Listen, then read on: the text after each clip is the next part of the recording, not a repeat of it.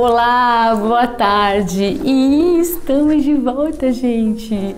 Eu sei que a gente ficou um tempinho aí, né, sem se ver, mas é uma situação que precisou, tá, gente? Não foi à toa não, tá? Saudade de vocês, né? Eu espero que vocês tenham sentido saudade de mim também, mas esse tempinho foi necessário para o canal para que a gente pudesse aí estar melhorando ainda mais as programações para vocês, tá? Não só na parte de matéria, mas também da questão aí de toda a estrutura de estúdio, porque o nosso objetivo aqui, né, não só na Indie News, mas no nosso programa também Direito para Todos, é trazer sempre o melhor para você, tá? Então foi por causa disso, mas estão aqui de volta, que bom estar juntinho de você de novo. Espero que também essa alegria que eu estou sentindo agora também seja a mesma alegria de você, viu?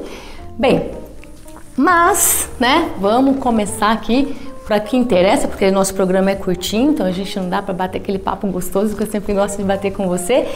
Mas no vídeo anterior que eu tinha conversado com vocês, né, antes desse intervalo, eu estava falando para vocês sobre a questão da pensão alimentícia, mas da questão de fixação dos alimentos, né? Quem podia pedir, como que funcionava, né? E ficou aí um tópico para a gente encerrar esse assunto, que era na seguinte questão. Bem, eu que sou o genitor ou a genitora que não estou na guarda dos meus filhos, ou seja, eu não sou o tutor. E os tutores dessa criança, né, desses meus filhos, eles até agora não entrou com uma ação de alimentos, né? Eu, né, como tenho também a obrigação de pagar alimentos, mesmo não estando na guarda dos meus filhos, eu posso ajuizar uma ação de alimentos? Bem, hoje eu vou responder essa pergunta para você, tá? E qual é a resposta? Sim, gente, pode, tá? Primeira coisa que vocês têm que ter na mente é o seguinte: os pais são responsáveis pelos filhos, tá? E qualquer responsável pode estar sim pagando os alimentos, tá bom? Então, primeira coisa, tá? Então, assim, o fato de repente, alguma hipótese ter acontecido de não ter a pessoa entrado com a ação, isso não impede que a pessoa que tem a obrigação de pagar não o faça. Mas quando acontece isso? Quando nasce a possibilidade disso, tá? Bem, geralmente são duas hipóteses, tá bom, gente? Primeira é assim, quando os pais, né, das crianças, né, os seus genitores, eles não conseguem alinhar um valor, né, em comum, que esse genitor ou essa genitora que não está na guarda da criança pague, né, um valor para auxiliar esse sustento, essas necessidades da criança. Então, se não chega nesse acordo, a parte, né, o genitor ou a genitora que não está na guarda pode entrar com essa ação, tá? Oferecendo um valor, propondo um valor, tá? Uma segunda possibilidade, que também é muito comum de acontecer, é quando o quê? Por algum motivo, tá? A genitora ou o genitor que está na guarda da criança, né, que é o tutor, não entra, tá? E aí, por algum motivo, quem não está na guarda fica desconfortável com essa situação, porque fica pagando valor hoje aqui, amanhã paga, de repente não consegue pagar aquele valor, aí paga um valor menor e aí amanhã às vezes pode reclamar. Então essa insegurança, né, da responsável da criança não ter entrado com a ação, isso pode surgir também o direito do genitor que não está na guarda das crianças também está buscando aí a ação judicial para estar fixando esses alimentos, tá bom? Então são nessas duas hipóteses que geralmente acontece. Aí você me pergunta assim, mas doutora, como que funciona isso, né? Eu entrei, tudo bem, entendi como eu posso entrar, como eu posso oferecer esses alimentos, mas aí como que funciona? Como que é o trâmite disso, né? Bem, gente, ó, não muda nada do mesmo esquema que é um procedimento igualzinho, né, que a gente vê dos alimentos de quem entra com a ação, quem entra para fixar os alimentos, tá? Não tem uma forma diferente, mesmo porque a natureza da ação é a mesma, tá? A única coisa que muda aqui nessa figura de ação é quem está pedindo, né, quem está oferecendo a ação. Na fixação dos alimentos, quando quem está na guarda da criança entra com a ação, ela está representando o credor, né? O filho, que é o que tem o direito direto, né, a receber os alimentos. Como ele é uma criança, né, como eu tinha explicado lá no vídeo anterior, quem não assistiu, dá uma corridinha lá, assiste o vídeo, tá? Que vocês vão entender melhor aqui. Mas aqui eu vou dar uma pinceladinha, tá? Para vocês que não viram o vídeo anterior, mas assistam, tá? Como eu falei. Mas vou dar uma pinceladinha para vocês entenderem, tá? Como são os procedimentos, são muito parecidos um com o outro. Então isso aqui, esse entendimento vai ajudar vocês a entender o que eu tô falando hoje, tá? Então é o seguinte. A ação judicial, né, de alimentos, seja para quem está propondo, seja tanto a genitora que representa o credor, como eu falei, né, ele representa um credor que é o filho, a mãe ou o pai que está na guarda apenas representa o direito do filho porque ele é menor, né, ele não pode representar sozinho.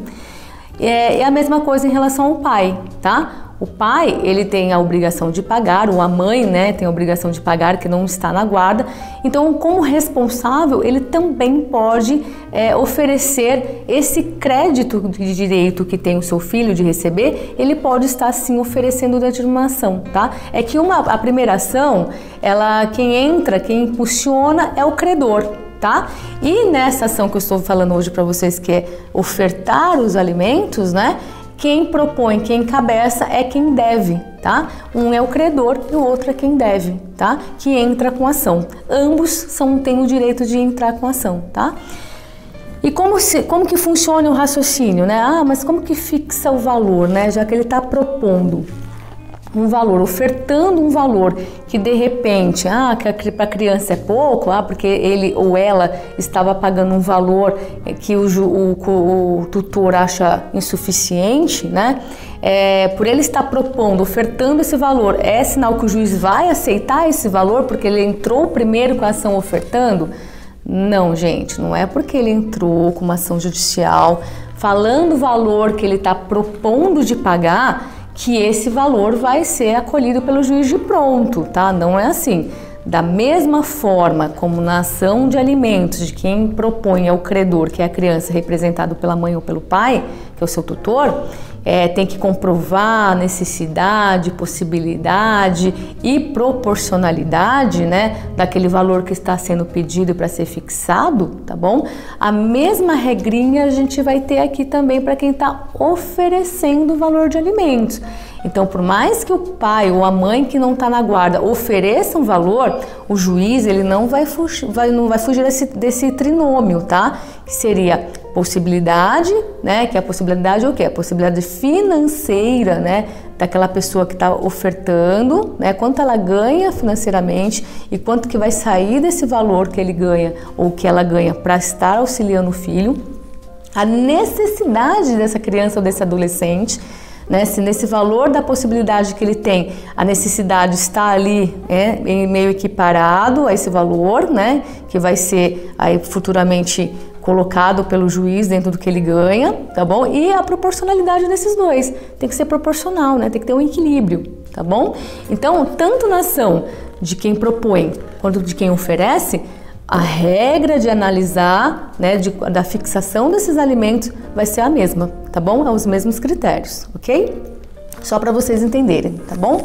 Bem, vamos falar aqui um pouquinho para vocês aonde está na lei o direito, né, desse pai ou dessa mãe que não está com a guarda de poder entrar oferecendo os alimentos, tá?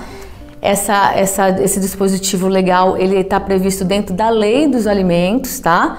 E está no seu artigo 24. Eu vou ler aqui o artigo para vocês, como eu vim fazendo nos demais vídeos, para que vocês entendam como é o raciocínio do dispositivo legal, né, que vai dar base para essa ação judicial, tá bom? Então vamos lá, ó. Artigo 24, tá? A lei é 5.478 de 68, tá? Ela diz o seguinte: a parte responsável pelo sustento da família e que deixar a residência comum por motivo que não necessitará declarar, tá? Ou seja, a pessoa que está saindo do lar, gente, não precisa falar o motivo, tá? Ela não tem aquele dever legal de estar justificando porque está saindo de casa, tá bom? Nessa questão de alimentos aqui. Poderá tomar a iniciativa de comunicar ao juízo os rendimentos de que dispõe e de pedir a citação do credor, como eu falei que é a criança, tá gente, não é a mãe ou o pai da criança, para comparecer a uma audiência de conciliação e julgamento destinada à fixação dos alimentos a que está obrigado. Então, resumidamente, aqui nesse artigo, fala exatamente aquilo que eu acabei de falar para vocês. Eu sou parte responsável, como sou parte responsável porque eu sou pai ou sou mãe, indiferentemente que eu não esteja com a guarda do meu filho ou da minha filha, eu tenho um dever legal de ajudar no sustento. Então, como responsável, ele já apresenta o primeiro quesito para poder entrar com a ação de ofertar os alimentos, tá? A questão aqui dele deixar ou ela deixar a residência sem declarar o motivo não impede que a pessoa entre com a ação, ok? Existia aquela questão do cônjuge culpado, deixou o lar, tal. Não, aqui não tem isso, tá, gente? O fato de a pessoa ter deixado o lar sem justificar o motivo, isso não impede que os alimentos sejam ofertados, tá? E aí, obviamente nessa ação, como eu acabei de falar para vocês, tem que a pessoa falar o valor, ela tem que ofertar, ela tem que comunicar o valor que ela quer dar, tá? Para que o juiz futuramente cite, ou seja, intime o filho ou a filha, né, o adolescente ou a criança, em nome daquele que é responsável, para que venha numa audiência e tente ali alinhar o valor dos alimentos, tá? Lógico, uma primeira audiência de conciliação, caso não tenha conciliação, vai ter aquele procedimento do juiz fixar naquele trinômio que eu acabei de falar. Possibilidade, necessidade e proporcionalidade, tá bom, gente? Espero que essa parte aí que vocês tenham entendido como que funciona, tá? Esse raciocínio da fixação dos alimentos, tá? Mas é bem simples, não muda, como eu falei, das questões anteriores, tá bom?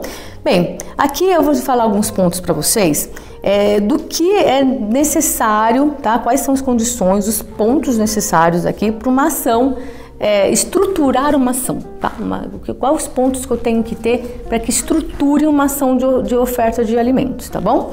Bem, da mesma forma da ação de alimentos, primeira coisa que eu tenho que preencher é o vínculo, né? O vínculo entre os pais com a criança, ou seja, para que eu possa ofertar um valor de alimentos, primeira regra que eu tenho que ter é que eu seja pai ou mãe dessa criança, ok? Tanto para as duas ações, para essa também precisa, tá bom? Segundo, assim, se a pessoa trabalha, e se ela trabalha, ela tem que trazer o seu rendimento, ela não pode ocultar, se ela trabalha e não trazer a documentação para os autos, tá? Para o processo. Então ela tem que falar, eu trabalho, ou estou desempregado, e ela tem que ver trazer para o juiz por que ele está ofertando aquele valor. Eu estou colocando esse valor porque eu estou trabalhando, ou não estou trabalhando? Como eu não estou trabalhando, estou fazendo uma renda de autônomo, ou se não eu trabalho em trabalhos informais, que a gente chama de bico, né? Eu sou autônomo, seja o que for, né? Eu não tenho uma renda fixa, eu não tenho uma carteira de trabalho. Então, a minha renda, ela é flutuante, mas ela fica numa média de X. Então, você precisa trazer documentos, obviamente, né, para o juiz, para que você embase esse entendimento da sua vida atual, né, que você é um autônomo, você trabalha um trabalho informal, para que ele entenda qual é o seu rendimento, para ele ver se aquela oferta que você está dando está dentro de uma realidade do que você ganha, tá? Claro que se você tem um registro, né, você tem uma carteira assinada, é juntar lá a cópia da carteira, obviamente, para que o juiz veja quanto é o seu ganho, tá bom? Olerite, enfim, tá? Obviamente, além disso, né, a gente vai precisar o quê? Que aprovar a necessidade dessa criança. O fato de eu estar ofertando, dizendo quanto eu ganho e dizendo que sou pai ou mãe, então não basta. Eu tenho que falar também para o juiz que eu tenho uma noção de quanto essa criança gasta, né? Mesmo porque foi casado, viveu um tempo com a criança, então tem uma noção, né? Todo mundo tem uma noção de quanto uma criança tem uma média de gasto. Então, ele tem que trazer essas informações também, né, de qual a necessidade de receber esses alimentos dentro desses gastos que a criança também tem. Ou seja, da mesma forma que a mãe ou o pai que está com a criança tem que trazer os gastos da criança, essa pessoa que também oferta também tem que fazer isso, tá? Dizer mais ou menos o gasto da criança. E falar que esse valor que está sendo buscado, né, está equilibrado dentro do que a pessoa ganha e dentro da necessidade da criança, como eu falei, daquele equilíbrio lá desse trinômio, tá? Pensando aqui, óbvio, né, atenta aqui à questão dos advogados, né, que vão geralmente pedir documentações para vocês, né? Isso vai facilitar a primeira, né, contato que vocês vão ter com o advogado, né, com o advogado de vocês que vocês escolherem aí. Então, facilitando esse primeiro contato, tá? Eu vou dizer para vocês geralmente quais são os documentos que esse advogado vai pedir para você, tá? Geralmente o que ele precisa de documento para juntar nesse processo que o seu advogado vai precisar, tá bom? Então vamos lá, a primeira coisa que ele vai precisar, esse seu advogado, é o que? A carteira de identidade ou a certidão de nascimento, né, do filho, mas se tiver a carteira de identidade já também ajuda. Geralmente eu peço para as pessoas levarem tanto a certidão de nascimento quanto a carteira de identidade, tá? CPF, né, se você tiver da criança, ok, se não tiver não precisa, tá? Os seus documentos pessoais, tá? De quem está pedindo a oferta dos valores, RG e CPF, tá? Comprovante de endereço também é importante, tá bom? Como eu te falei, a certidão de nascimento vai provar o vínculo, como o RG também da criança prova o vínculo, então por isso que tem a necessidade desse documento, tá? E as comprovantes das despesas básicas, né? Tanto seu, né, como quem está ofertando, porque também tem que mostrar para o juiz quais são os seus gastos, e também os gastos da criança, se puder, se tiver. Claro que é obrigatório, fala, mas doutora, se eu não tenho os gastos da criança, se eu só sei, mas eu não tenho gasto, lógico, você não vai precisar juntar. Tá? Você pode citar e lá na frente, quando o credor for citado, ele, né, o seu advogado vai poder pedir para que ele junte os gastos para poder ter uma média de quanto a criança gasta. Mas inicialmente, importante é você mostrar quais são os seus gastos, né, quais são as despesas que você tem dentro daquilo que você tem que pagar, dentro do que você recebe, bem como se você tiver os gastos da criança de repente, eu ajudo a pagar o dentista eu já ajudo a pagar um plano médico. Então já vai juntando esses documentos também para entender aquilo que você já ajuda e os gastos que a criança já tem, ok? Gente, basicamente é o endereço do empregador. Se você também tiver, óbvio, se você for contratado, se você tiver um contrato de trabalho e tem o seu empregador, você coloca lá, porque geralmente esses valores são descontados diretamente da folha de pagamento. Então, se você já tiver o endereço já da empresa, leve, lá no Olerite geralmente tem. Então, é bom levar, para que o advogado vai precisar dessas informações para que seja intimada a empresa futuramente para desconto, tá? Mas não tem muita dificuldade não de documento para estar entrando com essa ação. Qualificação dos filhos você já sabe, da parte genitora geralmente você sabe do genitor. Então isso são informações básicas que o advogado vai precisar para que entre com essa ação, tá? Desculpa estar falando rapidinho aqui para vocês, é por causa do nosso tempo, tá? A questão aí é muito ampla e aí eu tenho que falar bem rapidinho aqui para vocês, tá? Bem, gente, basicamente é essas documentações, tá? Que o advogado vai pedir. Deixa eu só molhar aqui o bico, tá, gente? Que eu já tô com a garganta seca já. Mas vamos lá. O que eu quero também chamar a atenção de vocês é o seguinte. O conteúdo informativo que a gente passa aqui no canal, ele não vai substituir, obviamente, a consulta com o advogado direto, tá? Aqui a gente traz uma matéria meio substancial para vocês, mas ele é só uma base das informações, tá? Mas quem vai analisar profundamente o seu caso, né, específico é sempre um advogado, tá? Aqui nós damos uma base, mas nunca deixa aí de estar consultando o seu advogado para que ele realmente adeque a situação que você está passando à ação judicial, tá bom? Então só uma atençãozinha aqui, que aqui o nosso programa ele traz informações, mas essas informações são bases, tá? O restante, obviamente, vai ser complementado com o seu advogado, tá bom, gente? Bem, aqui a gente encerra essa parte da questão de quem pode pedir os alimentos, tá? A gente fecha o primeiro bloco em relação à ação de alimentos, tá bom? Mas ainda essa matéria continua né, na questão do divórcio, na parte de alimentos, que ainda nós temos 2 tópicos ainda que a gente vai conversar sobre alimentos, que é a revisão, quando a gente pode, né, estar entrando com a revisão, quem é que pode entrar com esse pedido, como ele é processado, como que funciona isso dentro de uma ação judicial. E também da exoneração, quando cabe a exoneração também dos alimentos, tá? São esses 2 tópicos ainda que a gente vai estar conversando, então continua aqui com a gente. Se esses 2 temas te interessam, continua nos assistindo que esses vão ser os próximos tópicos, tá bom, gente? Obrigada novamente de estar na companhia de vocês, de novo, né, na companhia de vocês, que eu adoro demais, e que a gente se vê no próximo programa e um forte abraço aí pra você. Um beijo!